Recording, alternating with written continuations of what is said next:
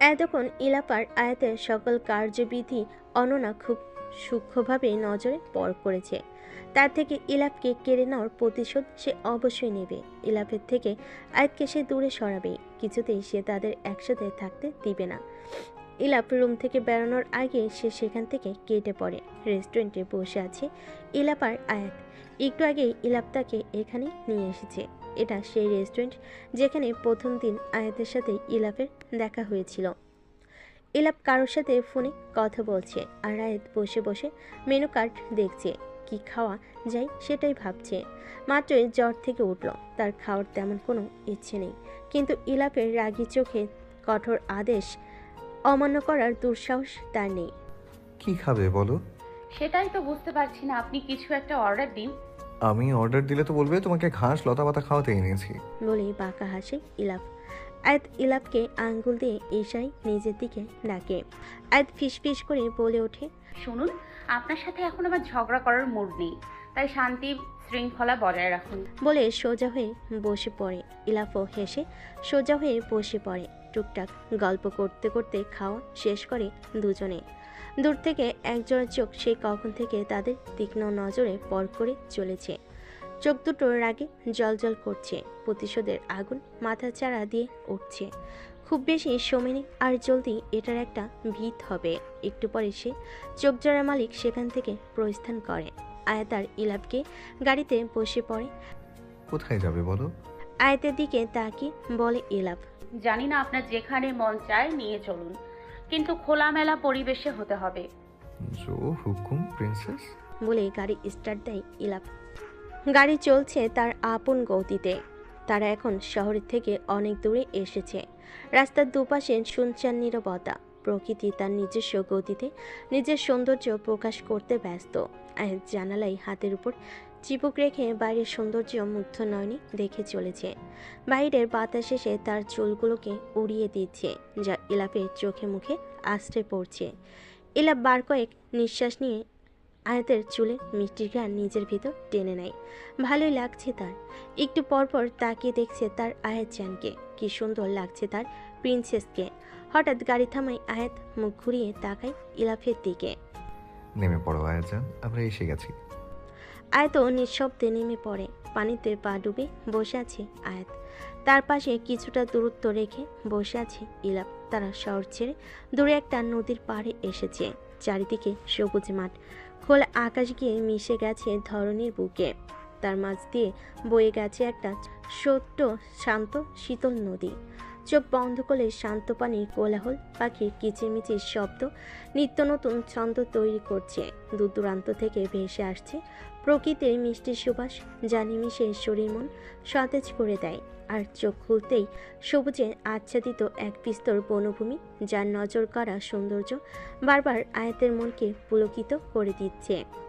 সন্ধ্যা হতে আর বেশি দেরি নেই। সূর্যি মামা তার রোজকার ডিউটি শেষ করে এখন পশ্চিম আকাশে হেলে পড়েছে। বাতাসে কেমন মিষ্টি মিষ্টি গন্ধ। ঝিরিঝিরি বাতাস গায়ে মাখিয়ে লালচে আকাশের নিচে বসে থাকতে আয়াতের খুব ভালো লাগছে। সে গভীরভাবে প্রকৃতির সৌন্দর্য উপভোগ করছে। অপরদিকে কেউ একজন প্রকৃতি রেখে তার নিজস্ব মানুষটার সৌন্দর্য উপভোগ করছে। যেন এই প্রকৃতির সৌন্দর্য তার প্রেয়সীর সৌন্দর্যের কাছে নিতান্তই তুচ্ছ। আয়াত আকাশের দিকে তাকিয়ে বলে ওঠে, সূর্যাস্তের সময়টা ভীষণ সুন্দর, দারুণ উপভোগ্য, তাই না ইলাফ? ইলাফের থেকে কোনো প্রত্যুত্তর না পেয়ে আয়াত তাকায় ইলাফের দিকে। তার দিকেই এক ধ্যানে তাকিয়ে আছে। ইলাফের চোখে চোখ পড়তে আয়াত চোখ সরিয়ে আবার আকাশের দিকে তাকায়। তুমি খুশি হয়েছো আয়াজান?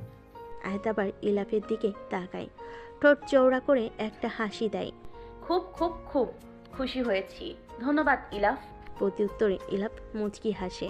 বাসায় যাবে না? চলো, সন্ধ্যা হয়ে আসছে। আর একটু থাকি না ইলাফ, প্লিজ। ইলাপ এগিয়ে এসে আয়াতের আরেকটু পাশে বসে। আয়াতের একটা হাত নিজের হাতে নিয়ে উল্টো পিঠে চুমু খায়। এরপর আস্তে করে বলে, ঠিক আছে।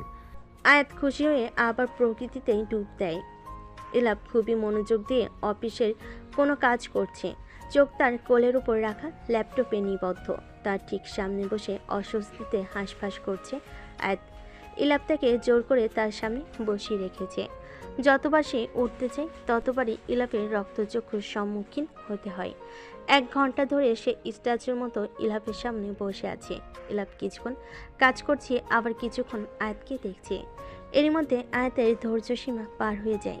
চোখে মুখে বিরক্তি ফুটে উঠেছে।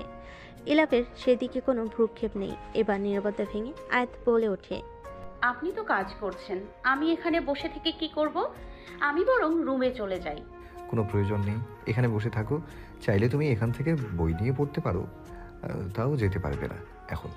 আমি যখন বলবো তখনই যাবে। আমার বই পড়ার মুড নেই এখন। ইলাপ তাকাই আয়াতের দিকে। চোখে মুখে তার বিরক্তি স্পষ্ট।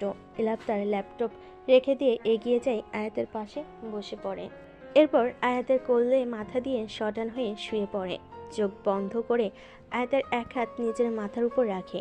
নরম কণ্ঠে বলে ওঠে, মাথাটা অনেক ব্যথা করছে, একটু টিপে দাও না আয়াত জান। আয়াত চোখ পিটপিট করে তাকায়। কয়েক সেকেন্ড সে স্ট্যাচু হয়ে বোঝার চেষ্টা করলো। অবশ্য তার রাগও হলো একটু। যখন তখন এভাবে কাছে আসাটা তার পছন্দ না। তাছাড়া তাদের বিয়ে হয়নি, এসব অত্যন্ত বেমানুন। কিন্তু ইলাপকে বলে সে নিশ্চয়ই সাথে সাথে তাকে বিয়ে করে নেবে, কিন্তু তার আরও সময় প্রয়োজন। সে আগে ইলাপকে জানতে চায়, বুঝতে চায়।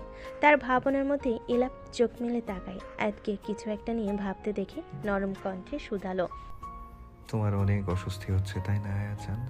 ধ্যান ভাঙে আয়াতের। সে এক পলক তাকায় ইলাফের দিকে। ইলাপে ধূসরমণি নীলজোড়া শান্তভাবে তার দিকেই তাকিয়ে আছে। অনুভূতিহীন শান্ত চোখটিতে সে স্পষ্ট কাতরতা দেখতে পেল। এই প্রথম আয়াতের মনে হলো সে এই চোখের ভাষা বুঝতে সক্ষম হয়েছে। আয়াত নিজের সক্ষমতা টেপে কিছুটা আশ্চর্য হলো। তার মানে কি সে ইলাপের চোখের ভাষা বুঝতে শুরু করেছে? তার ধূসর নীল মণিজোড়ে ব্যক্ত বাক্যে সে পড়ার সক্ষমতা অর্জন করেছে। আদৌ কি সে পারবে? আয়াতকে চুপ থাকতে দেখে ইলাপ চোখ বন্ধ করে একটা গভীর শ্বাস নেয়। এরপর ধীরে ধীরে আয়াতের কোল থেকে উঠে পড়তে নেয়। আয়াত হাত দিয়ে তাকে থামিয়ে দেয়। এরপর নিজের মেলি হাতের চিকন আঙ্গুলগুলো ইলাপের চুলের ভাঁজে কুলিয়ে দেয়। আবেশে চোখ বন্ধ করে নেয় ইলাপ। আয়াত কিছুক্ষণ তাকিয়ে থাকে ইলাপের মুখের পানে। এরপর অস্পষ্ট স্বরে বলে ওঠে, ইলাফ, একটু তাকান আমার দিকে। পেয়সির মেয়েলি সুচির কণ্ঠস্বর কর্ণকুহরে পৌঁছাতেই ইলাপ ধীরে ধীরে চোখ খুলে তাকায়। ইলাপের চোখে চোখ পড়তে আয়াত আবেশে চোখ বন্ধ করে নিল। কয়েক মুহূর্ত চোখ বন্ধ রেখে আবার তাকে ইলাপের পানে খুঁটিয়ে খুঁটিয়ে দেখতে লাগলো সামনে থাকা কাঙ্ক্ষিত মানুষটাকে। চন্দন ফর্সা ত্বকে, আবৃত চেহারায় নিখুঁত অঙ্গভঙ্গি, খাড়া নাকের উপর টানা টানা চোখ, তার মধ্যিখানে ধূসর নীল একজোড়া মণি। সাগরের মতো গভীর সেই চোখে ঐশ্বর্যের চাদর জড়ানো। অসম্ভব এক ক্ষমতা সবাইকে নিজের মায়াডোরে আটকে রাখার। ঘন বড় বড় চোখের পাপড়ি, নাকের নিচে পাতলা দুটি ঠোঁট, বরফ কেটে ফেলার মতো তীক্ষ্ণ চোয়াল। ক্ষণিকের জন্য আয়াতের মনে হলো সে কোনো ইন্দ্রজালে ফেসে গিয়েছে। এই চোখের উন্মাদনা, প্রেম, ভালোবাসা, কাঠিন্যতা তাকে কোনো এক রূপমোহে আটকে দিয়েছে, যেখান থেকে পরিত্রাণের কোনো সুযোগ নেই। সে ডুব দিয়েছে গভীর অতল সাগরে। গভীর থেকে গভীরে তলিয়ে যাচ্ছে সে। সেখান থেকে ফিরে আসা নিছকই দুঃস্বপ্নের ন্যায় ঠেকছে তার কাছে। একটা মানুষ কি করে এতটা নিখুঁত হয়? এতটা নিখুঁত হওয়া আদৌ কি সম্ভব? জানা নেই আয়াতের। অজান্তেই আয়াতের হাত চলে যায় ইলাপের চোখে। সে আলতো হাতে স্পর্শ করে ইলাপের চোখের পাপড়ি। গভীর নেশালো কণ্ঠে শুধায়, কেন আপনাকে এতটা নিখুঁত হতে হবে ইলাফ? কেন এতটা সুদর্শন আপনি? আপনার এই ধূসর নীল মণিজোড়া আমার সবচেয়ে বেশি পছন্দের। কেন জানি না, আপনার চোখের দিকে তাকালে কোনো এক অজানা অনুভূতি আমাকে সম্পূর্ণ গ্রাস করে নেয়। খুব আপন আপন মনে হয়। ইলাপ মৃদু হাসি চুমু খায় আয়াতের হাতে। আবারও চোখ রাখে আয়াতের চোখে। মনে মনে বলে, তুমি আমার মায়ায় জড়িয়ে গেছো আয়াত জান। এই অমানিসার বিষাক্ত হৃদয়ের বিষ তোমাকে সম্পূর্ণ গ্রাস করে নিয়েছে। এই অতল সাগরের প্রেমে তুমি ভাসবে, ডুববে, মরবে, একান্ত আমার হয়ে থাকবে, শুধু আমার। ইলাপ আস্তে করে বলে উঠল, ঘুম পাড়িয়ে দাও আয়াত জান, বহুদিন শান্তির ঘুম ঘুমাই না। আয়াতের মায়া হলো ভীষণ রকম মায়া। সে ইলাপের ক্লান্ত মুখশ্রীতে আবার একবার চোখ বোলালো। এই ক্লান্তি কোনো কায়ার ক্লান্তি নয়, এই ক্লান্তি পনুয়ের স্নেহের অনুরাগের। আয়াত একটা মুচকি হাসি দিয়ে ইলাপের মাথায় হাত বুলিয়ে দিতে লাগলো। আজ ইলাপ শান্তির ঘুম ঘুমাবে, বহু বছর পর। ইলাপের মাথায় হাত বুলিয়ে দিতে দিতে কখন আয়াতের চোখ লেগে গিয়েছিল খেয়াল নেই তার। চোখ খুলে নিজেকে সোফায় আবিষ্কার করলো। ইলাপ শান্তিতে আয়াতের কোলে মাথা রেখে ঘুমোচ্ছে। ইলাপের দিকে চোখ পড়তেই এক ঝলক হাসি এসে আয়াতের ঠোঁট দুটো দখল করে নিল। কি নিষ্পাপ লাগছে তাকে দেখতে। এই ঘুমন্ত চেহারায় কোনো কাঠিন্যতা নেই, নেই কোনো বিষাদ, যাচ্ছে শুধুই মায়া। আয়াত আলতো হাতে ইলাপের সারা মুখে একবার হাত বুলিয়ে দেয়, এরপর দেওয়ালে ঝুলানো ঘড়ির দিকে যায়। রাত এখন 1:41। তার এখন যাওয়া উচিত। যতই তারা সংযত থাকুক না কেন, অবিবাহিত নরনারী এক ঘরে রাত কাটানোটা কটু দৃষ্টিকটু, বড্ড বেমানান। আয়াত আস্তে করে নিজের কোল থেকে ইলাপের মাথাটা ওঠায়, এরপর মাথার নিচে একটা কুশন দিয়ে উঠে দাঁড়ায়, এগিয়ে গিয়ে ব্ল্যাঙ্কেট নিয়ে ইলাপের গায়ে জড়িয়ে দিল, এরপর নিঃশব্দে রুম থেকে বেরিয়ে যায়। দরজায় পরপর কয়েকবার আওয়াজে পিটপিট করে চোখ খুলে তাকায় আয়াত। চোখ খুলে দেখলো চারিদিকে সূর্যি মামা তার নিত্যদিনের কাজে লেগে পড়েছে, মানে এখন সকাল হয়ে গেছে। দরজায় পুনরায় আঘাত হতেই ধীর পায়ে উঠে ওড়না জড়িয়ে দরজা খুলে দেয় আয়াত। দরজা খুলতেই তাড়াহুড়ো করে ভেতরে ঢুকলো এহসান। এহসানকে দেখেই ভুরু কুচকে এলো আয়াতের, সাথে রাগ হলো কিছুটা। এটা কি ধরনের ব্যবহার এহসান? কারো রুমে ঢুকতে গেলে যে পারমিশন নিয়ে ঢুকতে হয় সেটা কি আপনি ভুলে গিয়েছেন? এহসান কিছু না বলে আয়াতের সারা রুমে এদিক সেদিক চোখ বোলায়। কি খুঁজছেন আপনি এহসান? তোমার ফোন কোথায় ইনু? কেন? আমার ফোন দিয়ে কি করবেন আপনি? এহসান কিছুটা তেড়ে এসে আয়াতের দুবাহু চেপে ধরে কঠিন গলায় বলে ওঠে। তোমাকে কতবার কল দিয়েছি, তোমার ফোন বন্ধ কেন? চুপ করে আছে আয়াত। তার ভীষণ রাগ লাগছে, সাথে হাতে ব্যথাও পাচ্ছে। এহসান আবার একটা হুঙ্কার দিয়ে বলে ওঠে, কথা বলো ইনু। এর মধ্যে রুমে ঢুকে এহসানকে এইভাবে আয়াতের উপর চিল্লাতে দেখে মাথায় ধপধপ করে আগুন জ্বলে ওঠে ইলাপের। ছাড়ুন এহসান, লাগছে আমার। বলে এক ঝটকায় এহসানের হাত ছাড়িয়ে দেয় আয়াত। হঠাৎ রুমে কারোর উপস্থিতি টের পেয়ে দুজনেই সেদিকে তাকায়। ইলাপ স্থির চোখে তাদের দিকেই তাকিয়ে আছে। এহসান এই মুহূর্তে ইলাপকে এখানে আশা করেনি। ইলাপকে দেখে আয়াত একটা শুকনো ঢোক গিলে না জানি এখন কি হবে। আয়াতকে অবাক করে দিয়ে ইলাপ বলে ওঠে, আয়াত রেডি হও, তোমাকে কলেজে যেতে হবে। শান্ত কণ্ঠে বলে ইলাপ, যেন এই রুমে সে আর আয়াত ছাড়া আর কেউ নেই। কলেজে যেতে হবে মানে? আপনি তো আমাকে বলেননি কলেজের কথা। এখন বলেছি যাও, রেডি হয়ে নাও, আমি তোমার জন্য ওয়েট করছি। Only 10 minutes. আয়াত কি করবে বুঝতে পারছে না।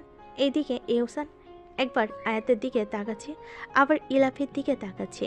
এখানে যে তারা ব্যতীত সেও দাঁড়িয়ে আছে, এটা যেন তাদের মনেই নেই। এহসান বিস্ময় নিয়ে তাকায় আয়াতের দিকে। এসব কি আয়াত?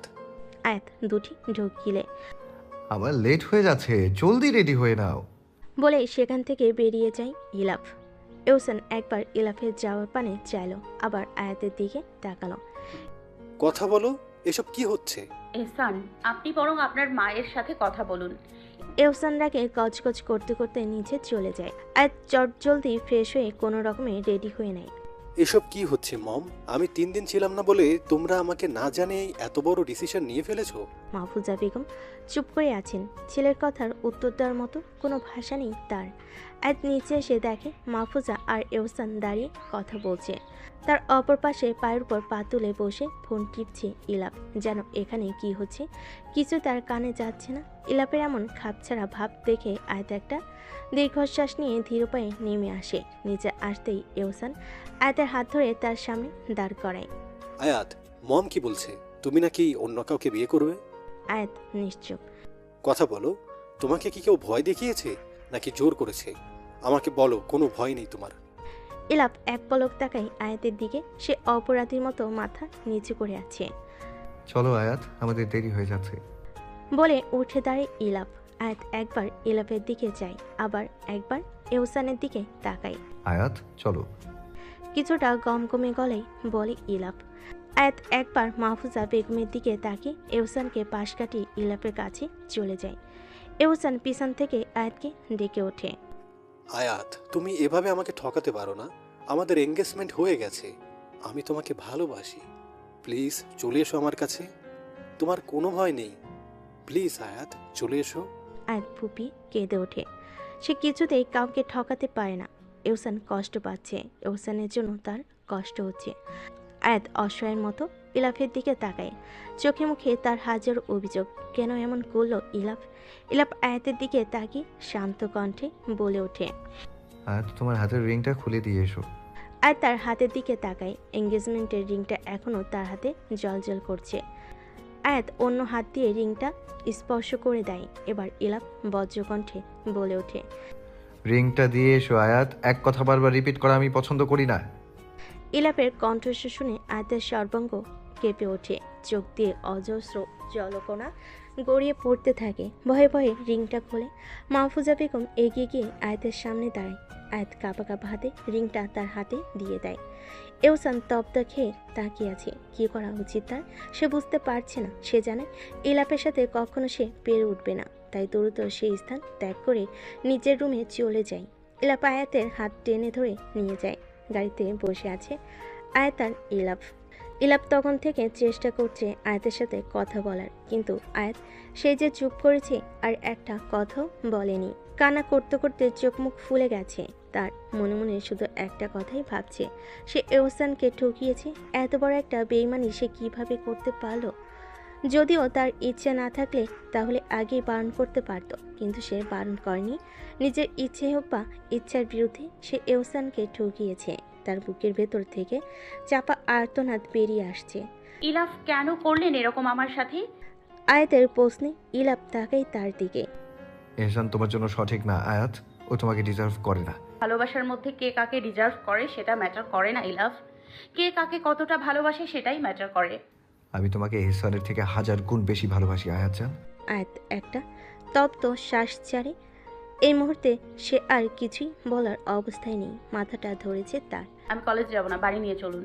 অসম্ভব, এহসানের কাছে কিছুতেই তোমাকে একা থাকতে দেব না। তুমি এখন আমার সাথে অফিস যাবে। বলে গাড়ি স্টার্ট দেয় ইলাপ। আয়াত আর কিছু বলে না। সে জানে বলেও লাভ নেই, তাই সে চোখ বুজে মাথাটা এলিয়ে দেয় জানালার পাশে। কেটে যায় আরও 7 দিন। এরই মাঝে এহসানের সাথে আয়াতের আর দেখা হয়নি। দেখা হয়নি বলে ভুল হবে। আয়াত এহসানের সামনে ভুলেও যায়নি। এহসানের থেকে নিজেকে আড়াল করে রেখেছে। এহসানের চোখে চোখ রাখার শক্তি আপাতত তার নেই। অপরাধবোধ তাকে কুড়ে কুড়ে খাচ্ছে। সে কিছুতেই ব্যাপারটা স্বাভাবিকভাবে মেনে নিতে পারেনি। রোমানা বেগম ও আতিক সাহেবের কোনো সমস্যা নেই। আয়াত যাকে জীবন সঙ্গী হিসেবে বেছে নিবে তারাও তাকেই মেনে নিবে। এহসানও আয়াতকে বিরক্ত করতে আসেনি। বর্তমানে সে অফিসের কাজ নিয়ে ব্যস্ত। এইদিকে ইলাপ আর আয়াতের মাঝে আগের মতো তেমন কথা হয় না। ইলাপ সকাল বিকাল আয়াতকে পর্যাপ্ত পরিমাণে সময় দেওয়ার চেষ্টা করে, কিন্তু আয়াত ইলাপের সাথে তেমন একটা কথা বলে না। ইলাপ কোনো কিছু বলে সে হ্যাঁ হু করে জবাব দেয়। এটা নিয়ে অবশ্য ইলাপ তাকে কিছু বলেনি। সে জানে সময়ের সাথে সাথে সব ঠিক হয়ে যাবে। আয়াত একটা দীর্ঘশ্বাস ছেড়ে বারান্দা থেকে রুমে চলে আসে। এ বাড়িতে তার আর ভালো লাগছে না। মা বাবা আসতে আরও বেশ কিছুদিন সময় লাগবে। এই 7 দিন সে শুধু 2বার গিয়েছে কলেজে, তাও 2টো ক্লাস করে চলে এসেছে।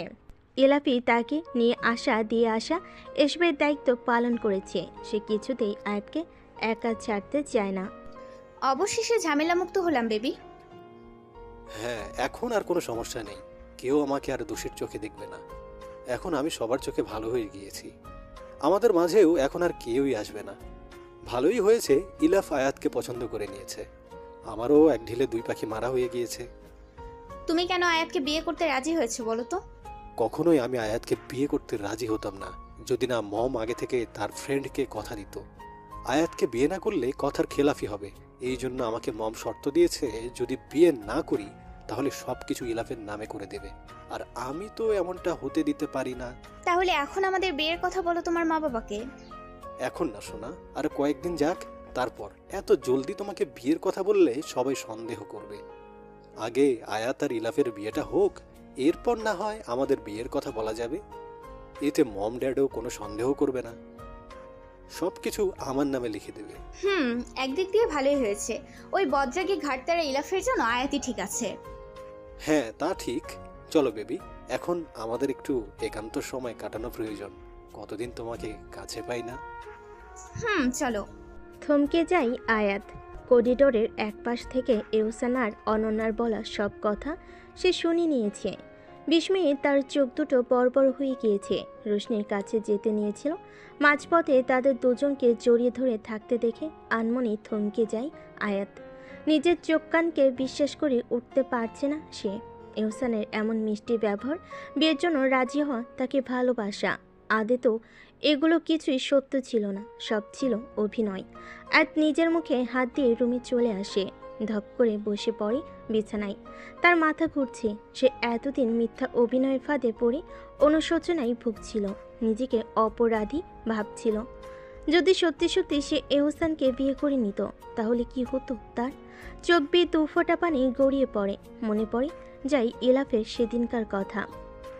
এহসান তোমাকে ডিজার্ভ করে না, তার মানে ইলাফ জানতো এহসান আর অনন্যার ব্যাপারে, কিন্তু সে তো তাকে বলেনি কেন?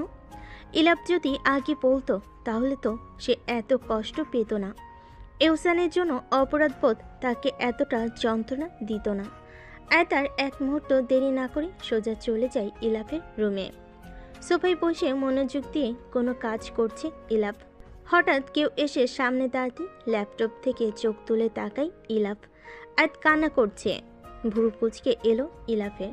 ল্যাপটপ সাইডে রেখে আয়াতের সামনে এসে দাঁড়িয়ে চোখের পানি মুছে দিয়ে উৎকণ্ঠিত স্বরেই বলে, কি হয়েছে আয়াত জান, কান্না করছো কেন?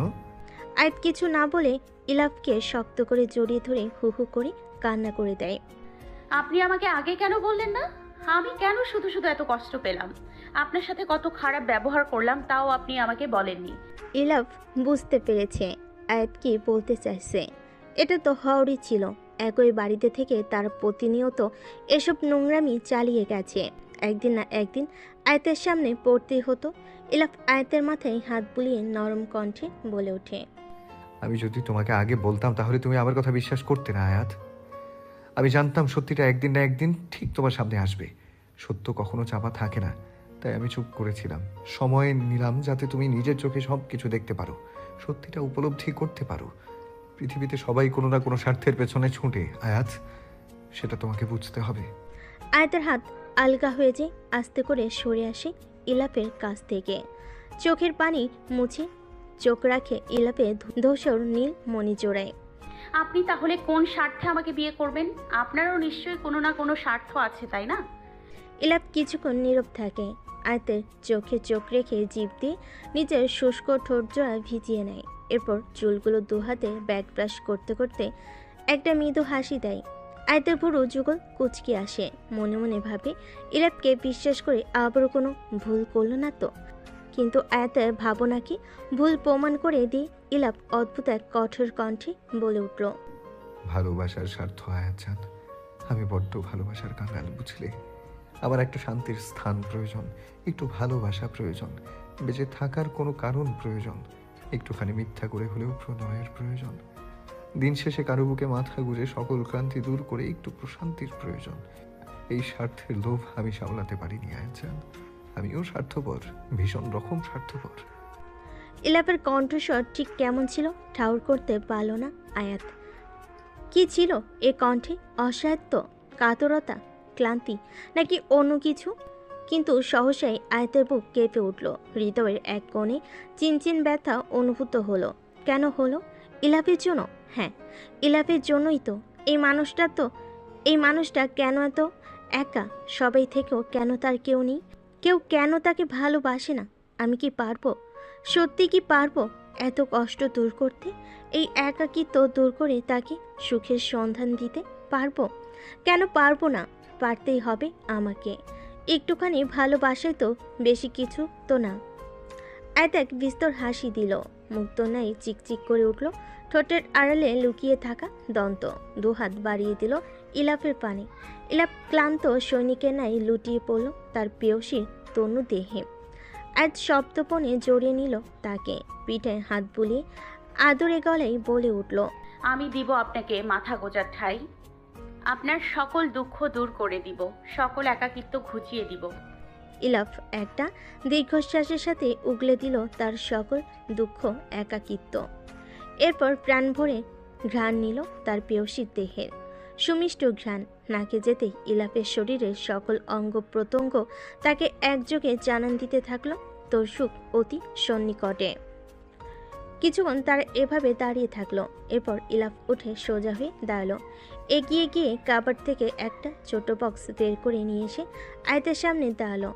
আয়াত কৌতূহল দৃষ্টিতে তাকিয়ে রইল ইলাফের পানে। বক্স খুলতে চকচক করে উঠল দুটি প্ল্যাটিনামের রিং। একটা রিং হাতে তুলে নিতেই ইলাফ এগিয়ে গিয়ে আয়াতের বাম হাতের অনামিকে পরিয়ে দিল। আয়াত এক ঝলক তাকালো রিংটার দিকে। শুভ্র রঙের মাঝে পাতার মতো পেঁচানো নিখুঁত কাজ। তার মধ্যে বরাবর মাঝারি বড় সাইজের একটি হীরের পাথর। তার চারপাশে পাহারা দেওয়া আরও গুটি কয়েক ছোট ছোট হীরের পাথর। আয়াতের হাতে পরিয়ে দিতেই যেন রিংটা তার অস্তিত্ব ফিরে পেল।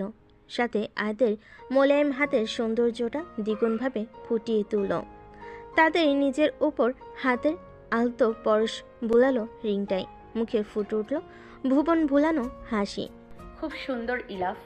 ইলাফ হাসল, চুমু খেল তার অস্তিত্বের চিহ্ন প্রদর্শন করা হাতে। ক্ষীণ স্বরে বলে উঠল, আমাকে পরিয়ে দিবে না আয়াত জান? আয়াত চাইল ইলাফের হাতে। সত্যপনে তুলে নিল আরেকটা রিং। প্ল্যাটিনামের গোলাকার রিংটার মাঝে ছোট্ট একটা হীরের পাথর বসানো। ব্যাস, এতেই মারাত্মক সুন্দর। আয়াত সযত্নে ইলাফের হাতে পরিয়ে দিল রিংটা।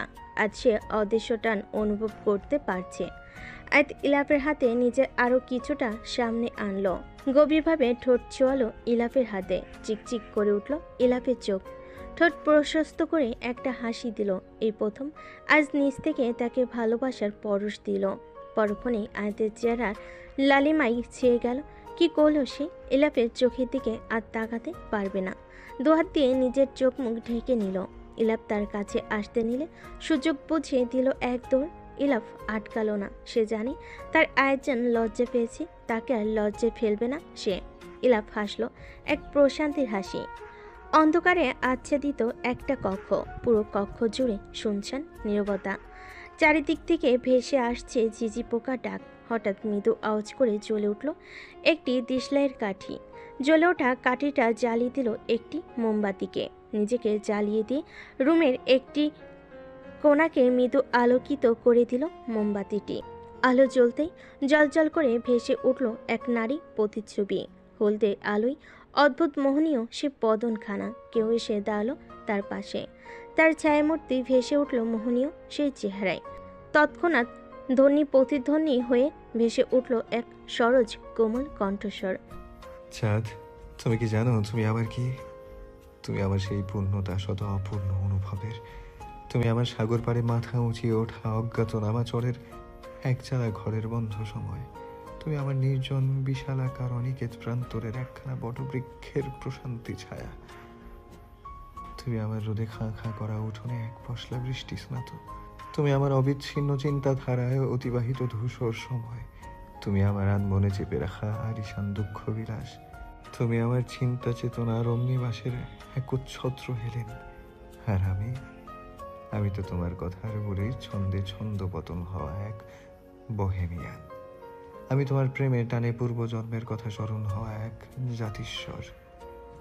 আমি তোমার পরশে জড়িয়ে যাওয়া সুমাত্রার জ্বলন্ত লাভা। আমি জানি চাঁদ, তুমি আমায় খুঁজবে, ভীষণভাবে খুঁজবে। কিন্তু তুমি কি জানো, তোমার প্রতি আড়ালে যে ছায়ার মতো থাকে সে মানুষটাই তো আমি।